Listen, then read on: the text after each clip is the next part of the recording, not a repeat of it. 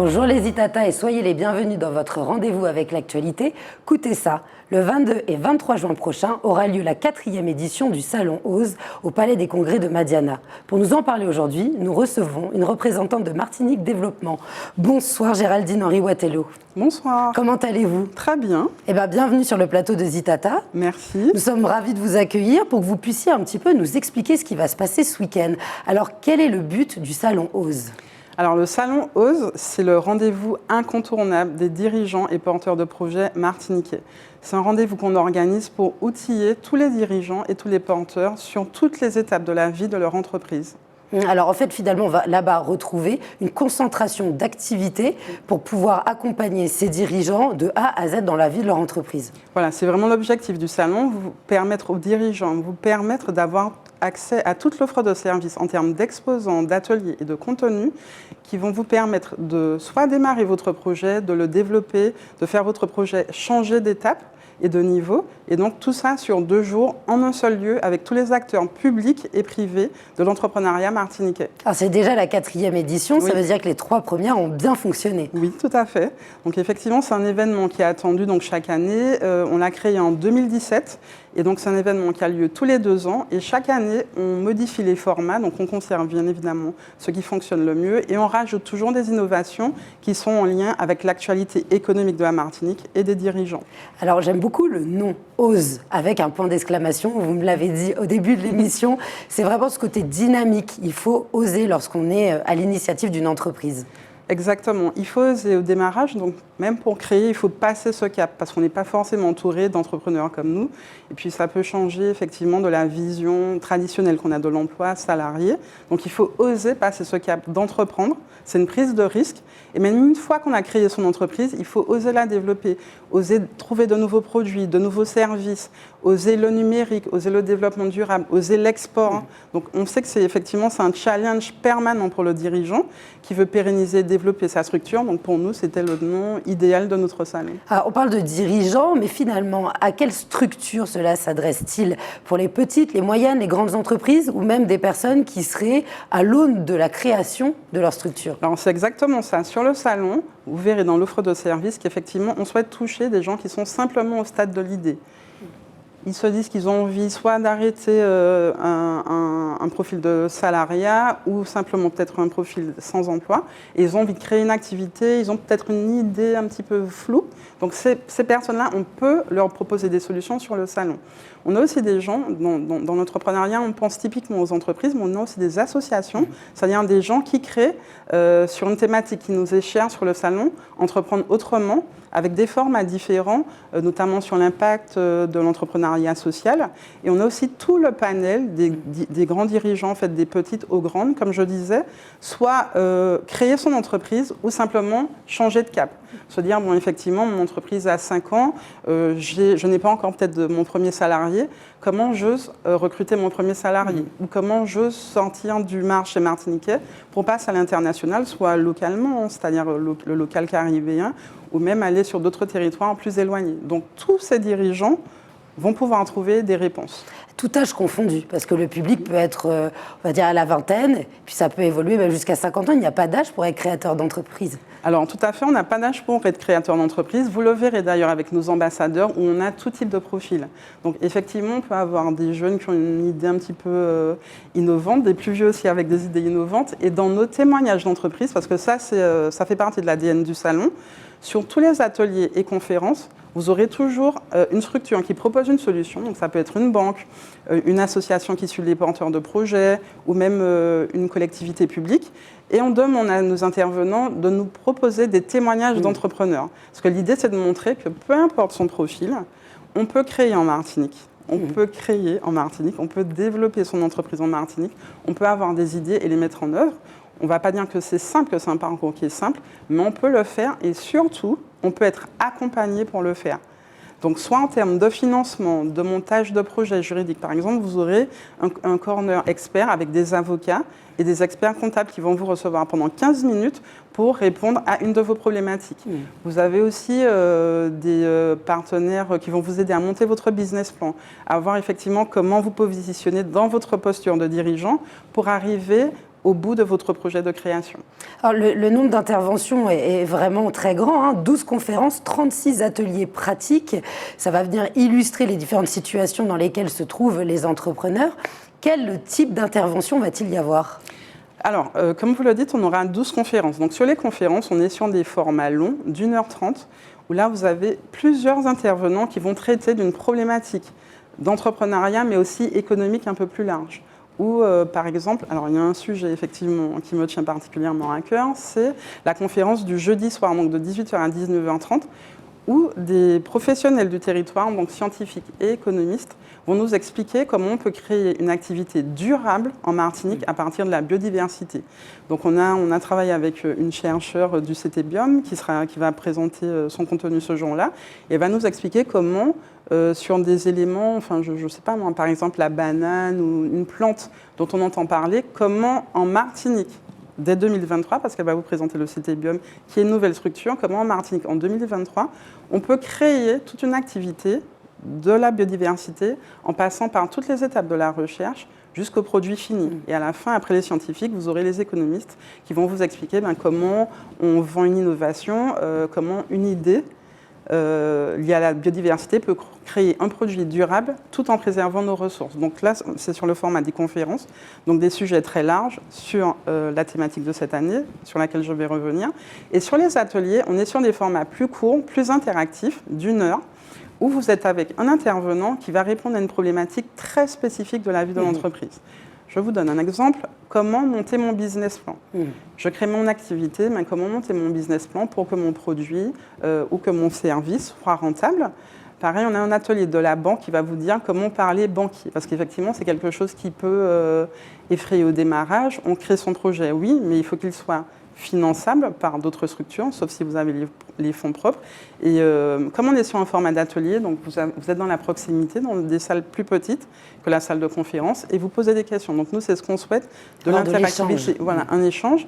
Et après, bien sûr, vous pourrez toujours retourner voir ces différents intervenants sur leur stand, parce qu'ils seront aussi exposants. Cette année, on a créé aussi de tout nouveaux formats. Donc là, ce sont nos formats plus classiques, conférences et ateliers. Et on a créé aussi de nouveaux formats en salle d'animation et en salle sapotille, où on va plus challenger le dirigeant dans sa personnalité de dirigeant. Parce que c'est le focus 2023.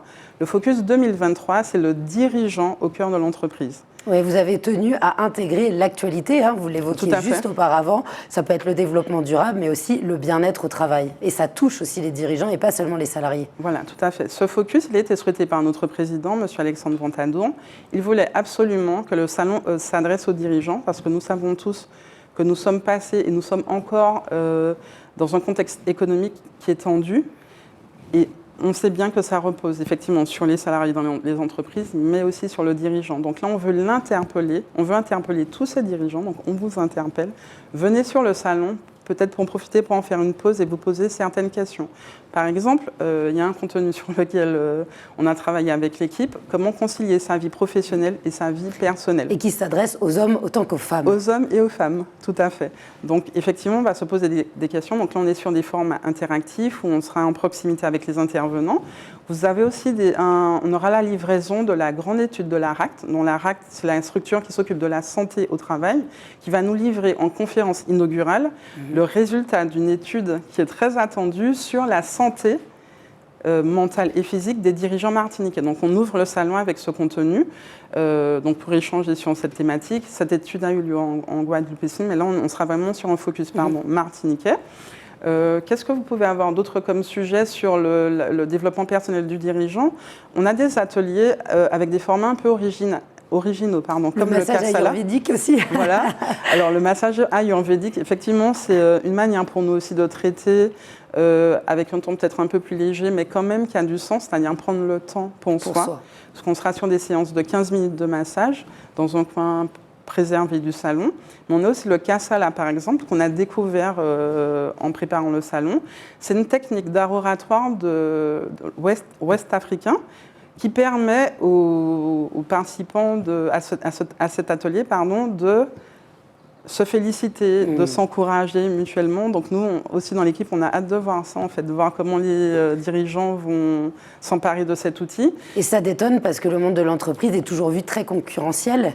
Et pour une fois, il y a de la bienveillance qui est mise à l'ordre du jour. Exactement. C'était vraiment notre positionnement, se dire, venez chez nous, sortez de cette logique-là où on est effectivement dans la rapidité, dans la productivité, etc. On va aussi en parler. Mais prenez le temps de faire cette pause-là et de vous poser les bonnes questions. Il y a une thématique sur l'épuisement professionnel, par exemple. Donc c'est effectivement, je pense que ça peut interpeller plusieurs dirigeants. Et souvent, ce sont vus comme des sujets tabous. Tout à fait, exactement, c'est vu comme un sujet tabou. Et donc nous, justement, on a souhaité aller à l'inverse de cette vision-là et de le mettre en temps fort de notre salon et de l'assumer. Donc venez en parler parce que c'est un vrai sujet de la vie de l'entreprise. Alors, les horaires c'est sur 2 jours, on le disait, l'entrée est libre. Tout à fait. Il faut s'inscrire à l'avance. Oui, il faut s'inscrire sur le site internet du salon Euse, donc euse-martinique.com. Donc vous vous inscrivez, mais vous pouvez venir le jour J, l'accès est complètement gratuit. Et c'est à la carte, là vous parliez des conférences d'1h30, comme si on a le temps juste le midi de voir quelque chose qui dure 3/4 d'heure, on peut y assister. Voilà, c'est ça, vous pouvez venir, donc vous avez tout le programme qui est en ligne. Alors je précise tout de même que sur certains contenus où on a besoin d'un effectif réduit, parce qu'on est vraiment sur des formes un peu plus introspectives, on va vous demander de vous inscrire, mais vous le verrez en ligne. Sinon, si vous souhaitez venir vraiment vous promener, découvrir des contenus sur le salon, vous venez quand vous voulez. Alors de 8h30 le matin, donc l'ouverture des stands, jusqu'à 18h pour les stands. Et par contre, jusqu'à 19h30 pour les conférences, puisqu'on a des conférences finales de 18h à 19h30 pour permettre aussi aux gens peut-être qui travaillent ces jours-là de pouvoir assister à des contenus le soir. Alors, vous parliez des différentes formes un petit peu originales. Il y aura aussi le yoga du rire, pour ne citer que ça. Et puis, la présence de 3 ambassadeurs. Oui, alors je reviens sur le yoga du rire, parce que nous aussi, enfin, je pense que certains collègues vont peut-être tenter l'aventure. L'idée, effectivement, c'est de se relâcher, en fait. Donc là, par exemple, typiquement, on va quand même fermer la jauge, on sera dans un espace fermé, et donc avec un animateur, on va être invité à se relâcher, à rire pleinement pour, bien sûr, se déstresser. Et sur les ambassadeurs, donc ça, c'est pareil, ça fait partie de l'ADN du Salon Euse. Chaque année, nous avons 3 ambassadeurs emblématiques. Donc ce qu'on veut avec les ambassadeurs, c'est vraiment, donc je le dis, mais je le répète, montrer à tous les Martiniquais, peu importe leur âge, peu importe le type de projet qu'ils portent, leur montrer que c'est possible de créer en Martinique et de faire vivre une entreprise dans la durée. Donc on a choisi cette année Caroline Guillaume, donc, qui est directrice de l'agence Caféine. Donc événementiel. Voilà, événementiel et communication depuis 20 ans. Pourquoi dans l'équipe on l'a choisi? On l'a choisi parce qu'on trouvait que c'était un personnage inspirant qui a fait des prises de risques récemment. Je pense que peut-être, enfin je ne sais pas si tout le monde le sait, mais effectivement elle avait ses formats, donc la Ladies Break. Et l'an dernier, elle s'est lancée sur un événement qui était quand même d'ampleur. Le festival. Voilà, et qui est une prise de risque. Elle a osé et elle a lancé son festival, plus ses émissions télé. Et nous, ça nous intéressait de mettre en avant quelqu'un qui faisait des prises de risque. Et donc, on se dit bien que on imagine bien que pour pérenniser une structure en Martinique pendant 20 ans, elle a certainement des choses à transmettre à nos visiteurs. Et donc, dans les échanges qu'on a eus avec elle et les autres ambassadeurs d'ailleurs, elle, par exemple, ce qui ressort, c'est qu'elle est vraiment pro-organisation. C'est quelqu'un de très très organisé, qui a beaucoup de process. Elle a envie de transmettre ça. Pareil, pour tous les autres ambassadeurs, ils ont envie de transmettre une vision du territoire. Donc, ce sont des gens qui sont engagés dans une vision du territoire. Par exemple, Manuel Mondésir, il est directeur de l'agence Arwitech, qui est spécialisée dans le numérique. Et par rapport à notre activité, on est très souvent en contact avec lui. Et c'est quelqu'un qui cherche toujours à améliorer ses process. Nous, c'est ce qui nous a intéressés. Par exemple, quand il y a eu le Covid et qu'il fallait trouver de nouveaux formats pour faire du distanciel, il s'est interrogé sur la meilleure manière d'accompagner ses équipes. Et pour nous, c'est un rôle de manager qu'on a envie de mettre en avant. Parce qu'effectivement, ce sont des gens qui réfléchissent à leur activité, mais aussi à leurs salariés et leur territoire. Et qui répondent vraiment à challenge. Et surtout, le point commun des 3, c'est qu'ils ont plusieurs vies en une vie. Chacun a commencé avec un business et l'a développé, quitte à toucher donc l'événementiel, on parlait de Caroline Guillaume, l'organisation d'un festival. Puis ensuite, là, on va parler aussi d'un coureur automobile très connu qui travaille aussi sur le port et tout ce qui concerne les bateaux. Ce sont des personnes pluridisciplinaires et qui sont à l'image de la Martinique d'aujourd'hui. Exactement. Alors, juste un petit retour sur Manuel Mondésir. Donc, effectivement, je l'ai présenté dans sa fonction de direction. C'est aussi un artiste. Donc, voilà, qui se produit, qui produit aussi d'autres artistes. Et notre dernier ambassadeur, c'est Simon Jean-Joseph. Et ce qu'on trouve intéressant dans ce profil, c'est effectivement ce que vous venez de décrire, avoir un sportif de haut niveau qui est aussi entrepreneur. Donc pareil, on imagine bien les liens entre le mindset, le développement personnel, les enjeux, la manière d'oser. La rigueur. La rigueur, exactement la rigueur d'un sportif de haut niveau et du dirigeant d'entreprise. Et d'ailleurs, Simon Jean-Joseph nous a permis de diffuser son film biopic Jean-Jo, la vie d'un champion, où effectivement dans ce film-là, on voit effectivement les allers-retours entre le mental du sportif et le mental du dirigeant. Donc là, on est vraiment dans le cœur de cible de ce qu'on veut transmettre, et ce sont des Martiniquais qui produisent en Martinique.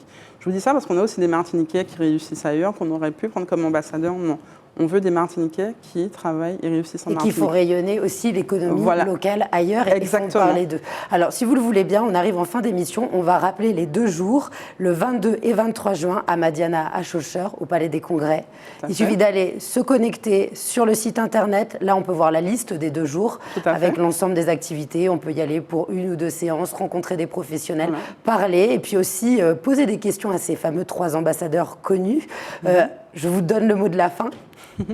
Venez sur le salon, osez venir sur le salon, c'est notre salon, c'est le salon des Martiniquais. Nous, en créant ce salon-là, quand on rencontre les dirigeants, les témoins, on est toujours inspirés, nous-mêmes, nous sommes toujours inspirés dans l'équipe, et c'est ce qu'on veut vous transmettre, de l'inspiration, quelque chose de positif, pas de fantasmé, quelque chose de positif. Et pragmatique. Pragmatique de ce que nous pouvons faire en Martinique. Eh bien, merci beaucoup d'être venu parmi nous. Je vous dis à très vite et excellent salon. Merci, à très bientôt. Merci les Itata de nous avoir suivis et je vous dis à très vite pour un prochain Écoutez ça.